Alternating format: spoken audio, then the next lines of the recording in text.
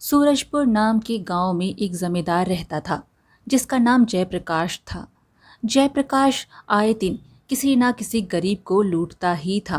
वो हर समय यही सोचता कि कब किस गरीब का फायदा उठाया जाए। ऐसे ही एक दिन की बात है। जयप्रकाश अपनी हवेली में बैठा हुआ कुछ सोच रहा था। आज राम दिन किसान के घर जाना चाहिए। उसकी बेटी की बारात आई हुई है।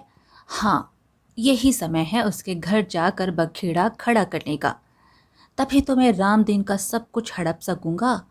जमींदार इसी सोच में अपने 2-3 आदमी को लेकर रामदीन के घर पहुंचा और वहां रामदीन से कहने लगा, अरे रामदीन, सुना है तू अपनी बेटी की शादी में बहुत पैसे खर्च कर रहा है।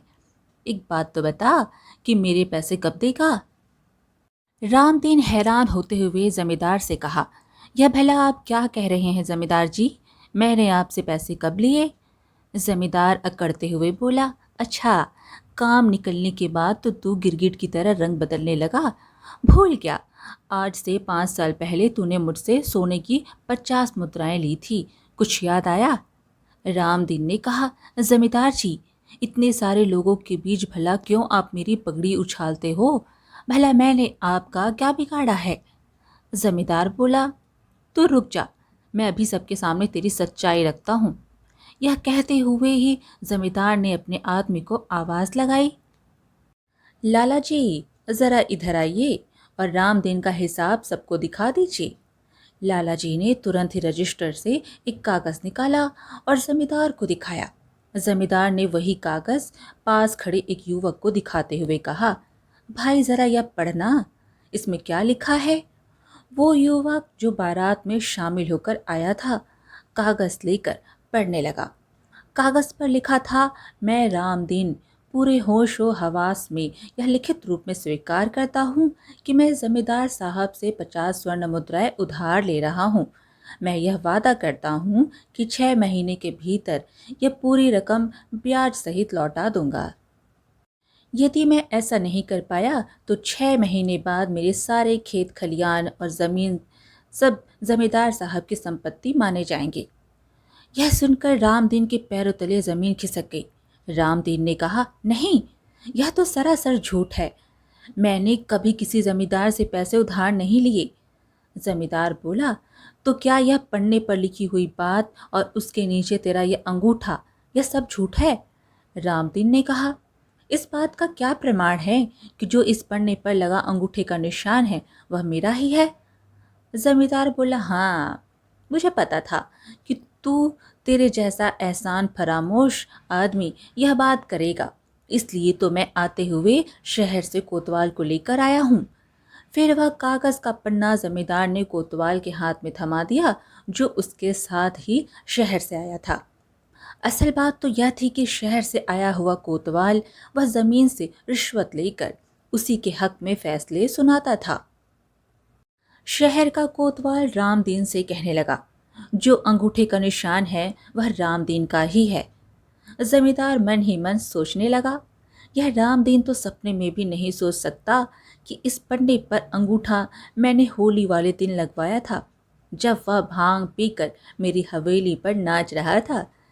रामदीन को घबराहट होने लगी और वह बेहोश होकर जमीन पर गिर पड़ा। उसी वक्त वहां मौजूद लोगों ने उसकी नब्ज देखी तो कहने लगे, पर इसकी तो सांस ही नहीं चल रही, रामदीन तो मर गया। अब वहां सन्नाटा छा गया। कुछ देर पहले जहां खुशी का माहौल छाया हुआ था, वहां अब उदासी छा गई और फिर बारात बिना दुल्हन के वापस लौट गई। उसी समय बारात में आया हुआ माधव नाम का एक लड़का नदी के किनारे बैठा कुछ सोच रहा था। बेचारे रामदीन काका ने किसी का क्या बिगाड़ा था जो उनकी पूरी दुनिया ही उजड़ गई। माधव के मन में तरह तरह के ख्याल आ रहे थे कि अब उस दुल्हन का क्या होगा, कौन करेगा उस अभागन से शादी। माधव यह सब सोच ही रहा था कि तभी वहां एक लड़की नदी में जान देने जा रही थी। तभी माधव ने उस लड़की को रोक लिया। असल में ये रामदीन की लड़की थी, जिसकी बारात अभी अभी लौट कर गई थी। उस लड़की का नाम गंगा था। गंगा ने माधव से कहा, तुमने मुझे क्यों बचाया, मुझे मर जाने दो। मैं अब इस दुनिया में नहीं रहना चाहती। अब मैं इस दुनिया में मेरा कोई नहीं है, ना माँ, ना पिता, ना कोई साथी, और ना ही मेरे जीने का कोई मतलब बचा है। जिस इज्जत के साथ जीना चाहा था वो छीन ली गई। अब तो सिर्फ मौत ही मेरी मुक्ति है। इतना कहकर गंगा फूट फूट कर रोती है। माधव ने पूछा, तुम कौन हो और इस तरह अपनी जान क्यों देना चाहती हो? गंगा ने कहा, जिस दुल्हन की बारात लौट जाए और जिसके पिता की पगड़ी सारी बिरादरी में उछाली जाए, भला वो अपनी जान ना दे तो क्या करे? माधव बोला, अच्छा, तो तुम रांदीन काका की बेटी हो? गंगा बोली, हाँ, मैं ही वो अभागिन गंगा हूँ। बाबा चल बसे, घर में अब कोई नहीं बचा। तुम ही बताओ, फिर मैं किसके सहारे जीऊँ? माधव ने कहा, ऐसा मत कहो गंगा, मैं हूं ना, मैं तुम्हारा सहारा बनूंगा। मैं तुमसे शादी करूंगा। चलो, चलो मेरे घर चलो। बेचारी किस्मत की मारी गंगा उसके साथ उसके घर चली गई। जब गंगा माधव के घर पहुंची तो माधव की माँ ने पूछा, अरे बेटा, ये तुम्हारे साथ कौन लड़की है? माधव बोला, माँ, ये तेरी बहू है। उसकी माँ चौंक कर बोली, क्या, मेरी बहू? लेकिन तूने शादी कब की? माँ, हालात कुछ ऐसे बन गए थे कि मुझे उसे अपने घर लाना पड़ा। मुझे पता है यह सब बहुत अचानक हुआ, शायद समझ पाना भी मुश्किल हो, लेकिन अब मेरा इरादा मजबूत है। मैं उससे शादी करूँगा बहुत जल्द, और हाँ, वो मेरे साथ इसी घर में रहेगी हमेशा के लिए। इतना कहकर माधव ने अपनी माँ को सारी बात विस्तार से बता दी। यह सब सुनकर माधव की माँ कुछ पल चुप रही, फिर धीरे से बोली, बेटा, जो फैसला तुमने लिया है वह आसान नहीं था, लेकिन अगर तुम सच में खुश हो और तुम्हारा इरादा सही है तो मैं तुम्हारे साथ हूँ। और फिर माधव की माँ ने साधारण और शांत तरीके से माधव और गंगा का रिश्ता स्वीकार कर लिया। उसने सर पर हाथ रखकर आशीर्वाद दिया और कहा, बस तुम दोनों एक दूसरे का साथ निभाना, इज्जत से जीना। और फिर कुछ ही दिनों में उसने दोनों की शादी भी बड़े सादे तरीके से करवा दी, बिना किसी शोर शराबे के। लेकिन पूरे दिल से उस रात माधव ने गंगा से कहा, गंगा, हमारे यहाँ एक रस्म होती है। शादी के पहले दिन दुल्हन को मुंह दिखाई दी जाती है। तुम बोलो, तुम्हें मुंह दिखाई में क्या चाहिए? गंगा बोली, मेरी मुंह दिखाई थोड़ी अलग किस्म की होगी। क्या आप इसे पूरा कर पाएंगे या नहीं? माधव बोला, अच्छा तो बताओ तो सही, आखिर तुम्हें मुंह दिखाई में क्या चाहिए? गंगा बोली, तो सुनिए, अगर आप मुझे मुंह दिखाई में वाकई कुछ देना चाहते हैं तो मेरी एक इच्छा पूरी कर दीजिए। वो जालिम जमींदार जिसने मेरे पिताजी पर झूठा इल्ज़ाम लगाकर मुझे अनाथ कर दिया, क्या आप उसे सबक सिखा सकते हैं? अगर आपने यह कर दिखाया तो मैं मान लूंगी कि आपने मुझे मेरी मुंह दिखाई दे दी है। गंगा की बात सुनकर माधव कुछ देर के लिए सोच में पड़ गया। फिर थोड़ी देर सोचने के बाद वो बोला, गंगा, मुझे उस जमींदार के बारे में सब कुछ बताओ। आखिर वो है कौन? कैसा इंसान है वो? और उसने तुम्हारे पिताजी के साथ ऐसा जुल्म क्यों किया? गंगा ने कहा, जमींदार जयप्रकाश एक बहुत ही दुष्ट और घमंडी आदमी है। वो हमेशा गांव के भोले भाले किसानों को बहला फुसला कर उनकी ज़मीन हड़पने का काम करता है। इसी वजह से वो पूरे गांव में बदनाम है। लेकिन उसकी पत्नी सुलेखा एक बेहद नेक दिल और दयालु औरत है। वो हमेशा दूसरों की मदद करने में आगे रहती है, मगर जमींदार को उसका यह व्यवहार बिल्कुल भी पसंद नहीं। समझ लीजिए, दोनों पति पत्नी एक दूसरे से बिल्कुल विपरीत हैं। जमींदार ने गांव वालों को लूटकर अपनी हवेली में ढेर सारा धन जमा कर लिया है। इतनी दौलत की हिफाजत के लिए वह अपनी हवेली छोड़कर कहीं नहीं जाता। उसके पास कुछ खास आदमी भी हैं जो हर वक्त उसकी हिफाजत करते हैं। गंगा से यह सारी बातें सुनकर माधव गहरी सोच में डूब गया। फिर अचानक उसके चेहरे पर एक हल्की सी मुस्कान आ गई, जैसे मन ही मन उसने कोई योजना बना ली हो। माधव ने कहा, गंगा, मैं तुम्हें विश्वास दिलाता हूँ कि उस जमींदार को मैं ऐसा सबक सिखाऊंगा जो वो जिंदगी भर नहीं भूल पाएगा। अगले दिन माधव अपनी माँ से कहने लगा, अरे माँ, अगर घर में कुछ सोने की मुद्राएं पड़ी हो तो जरा मुझे दे दो ना। माधव की माँ बोली, बेटा तू इन सोने की मुद्राओं का क्या करने वाला है? माँ, मैं सोने की मुद्राओं की मदद से उस जमींदार को एक अच्छा सबक सिखाना चाहता हूँ। बेटा, तू उस जालिम जमींदार से क्यों उलझ रहा है? वो किसी का भला नहीं चाहता। मैं नहीं चाहती कि तू भी उसकी चालों में फंस जाए। माँ, मुझ पर विश्वास करो और जल्दी से वही करो जो मैं कह रहा हूँ। फिर माधव सोने की मुद्राएं लेकर साधु का भेष बनाकर जमींदार की हवेली के बाहर अपना सामान रखकर बैठ गया। कुछ ही देर के बाद जमींदार की पत्नी सुलेखा की नजर हवेली के बाहर बैठे साधु पर पड़ी।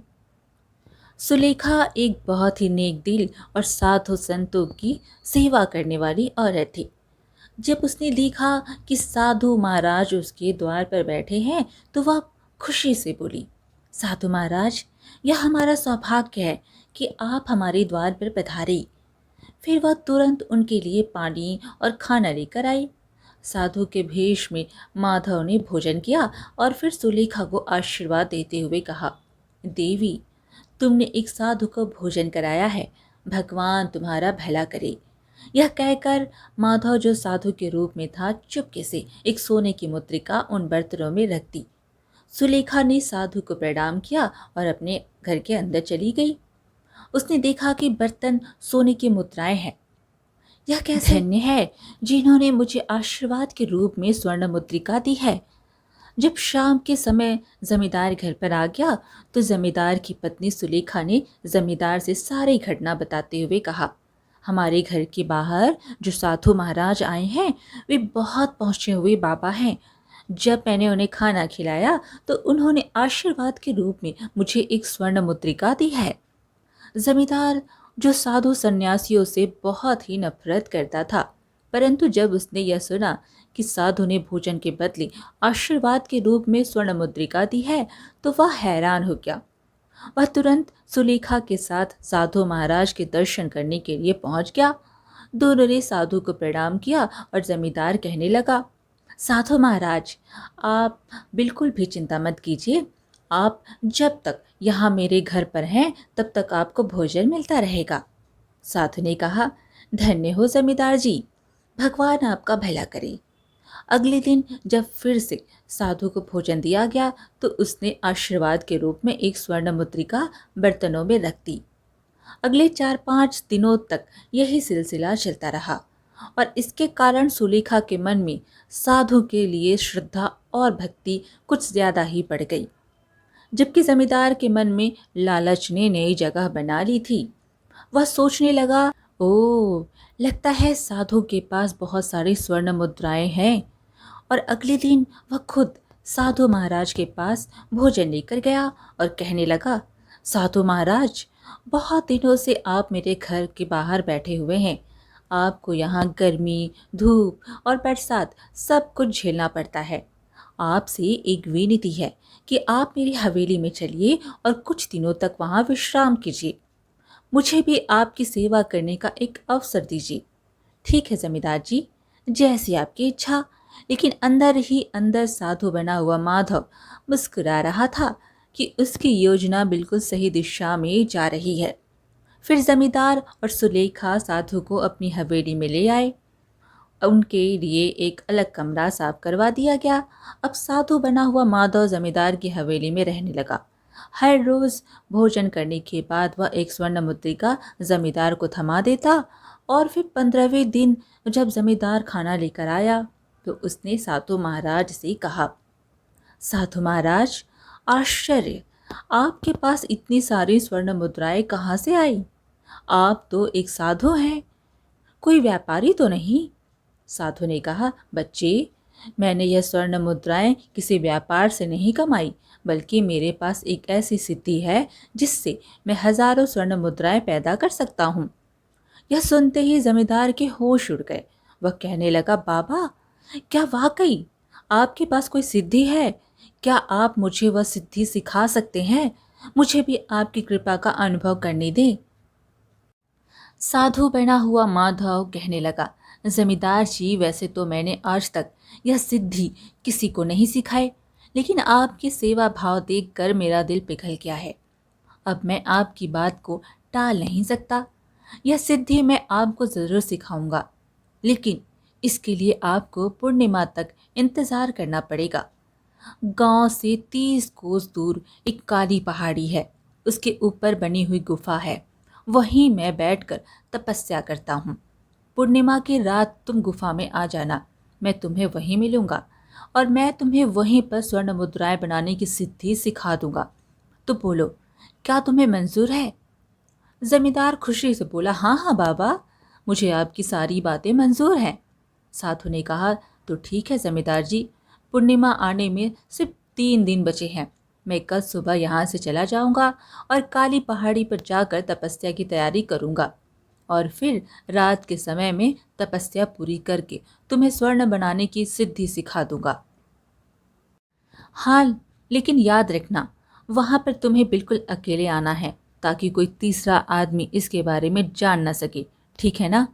हाँ हाँ बाबा, मुझे आपकी सारी बातें मंजूर हैं। साधु महाराज, आप चिंता मत कीजिए।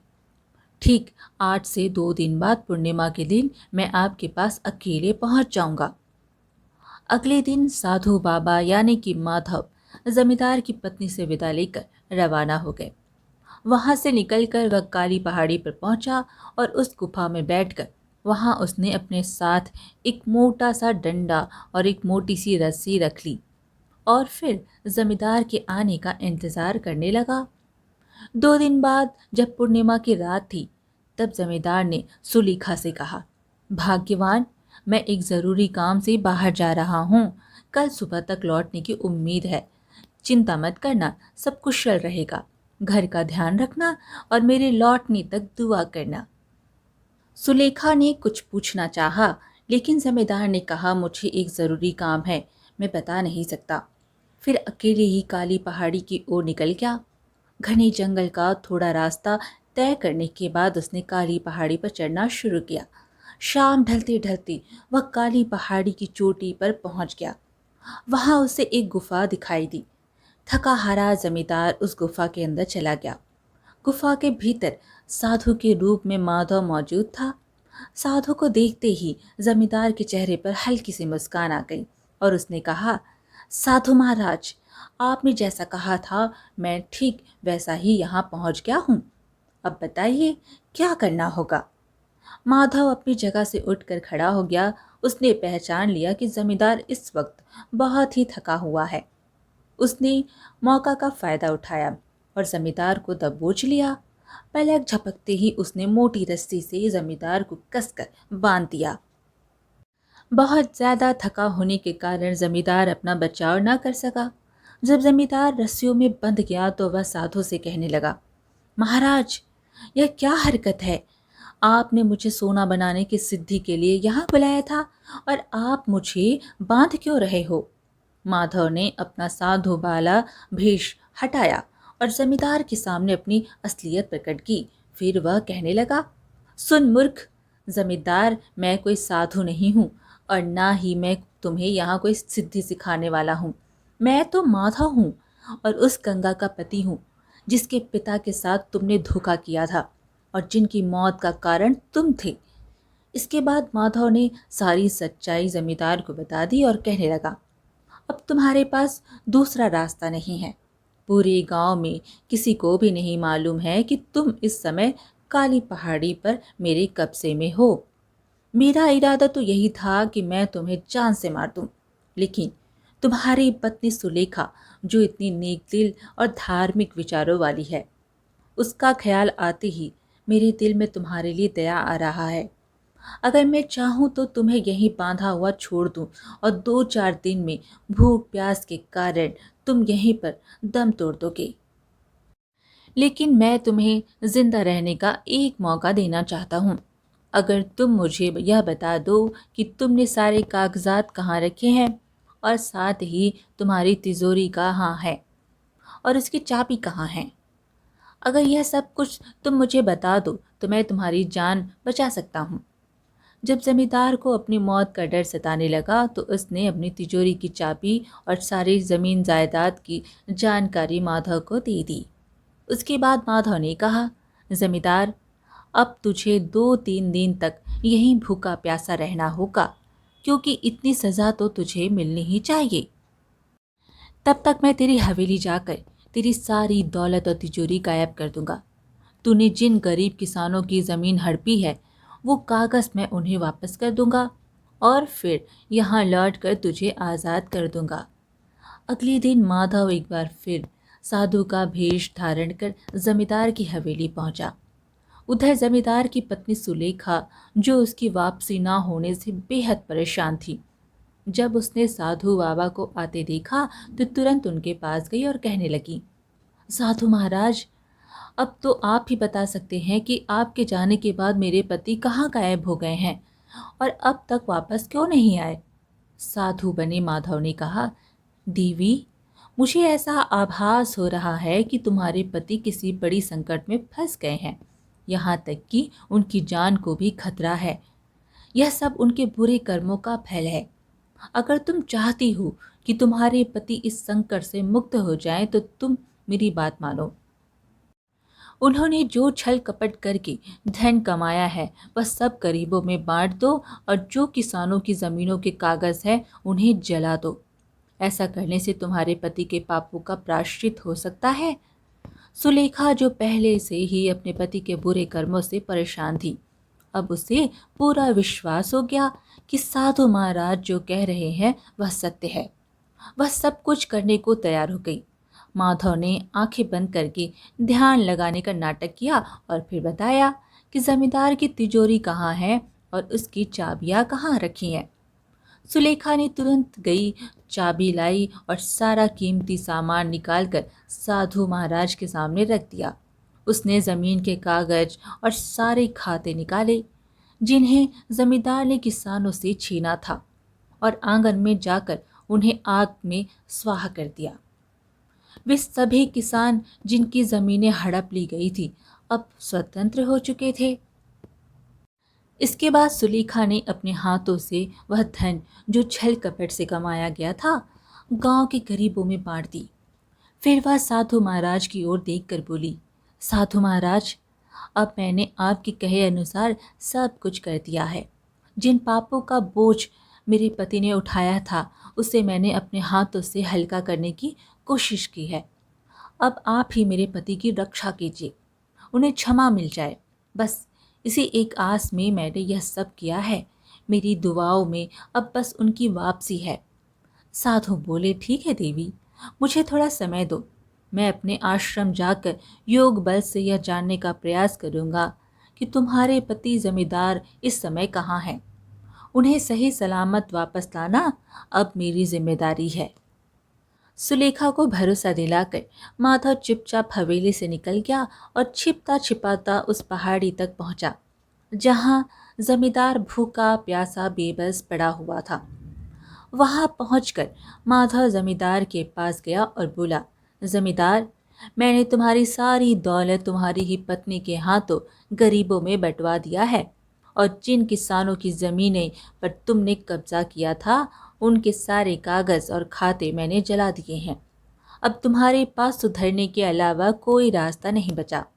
जिन लोगों को तुमने पैसे के दम पर साथ रखा था, जब उन्होंने देखा कि हवेली की सारी दौलत चली गई है तो वह सब तुम्हें छोड़कर चले गए। अब ना तो तुम्हारे पास धन है, ना ताकत और ना ही किसानों की ज़मीन। वही धन और ताकत जिसके दम पर तुम शहर के कोतवाल से मिली भगत करते थे, अब सब कुछ तुम्हारे हाथ से निकल गया है। तुम्हारे कंगाल हो जाने के बाद अब कोतवाल भी तुम्हारा साथ नहीं देगा। मैं चाहूँ तो अभी इसी वक्त तुम्हारी जान ले सकता हूँ, लेकिन तुम्हारी पत्नी की वजह से मैं तुम्हें जिंदा छोड़ रहा हूँ। इतना कहकर माधव ने जमींदार की रस्सी खोल दी। जमींदार लड़खड़ाता हुआ जब वापस अपनी हवेली पहुंचा तो उसने देखा कि हवेली पूरी तरह सुनसान पड़ी थी। जिन लोगों के दम पर वह गांव वालों पर अत्याचार करता था वह सब उसे छोड़कर जा चुके थे।